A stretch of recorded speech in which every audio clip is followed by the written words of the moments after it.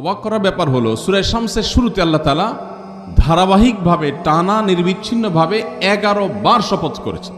কি এমন গুরুত্বপূর্ণ কথা যেটা বান্দাকে বলার জন্য আল্লাহ তাআলা 11 বার শপথ করেছেন? এর ধারে কাছের সংখ্যার শপথ গোটা কোরআনের কোথাও নেই। প্রিয় ভাইরা আমার, সেটা হলো আত্মশুদ্ধি, আত্মনিয়ন্ত্রণ, আত্মসংযম। এই বিষয়টার গুরুত্ব বোঝাতে গিয়ে আল্লাহ 11 বার শপথ করে বলেছেন, কদ আফলাহা মান যাক্কাহা ওয়া কদ খাবা মান দাসাহা।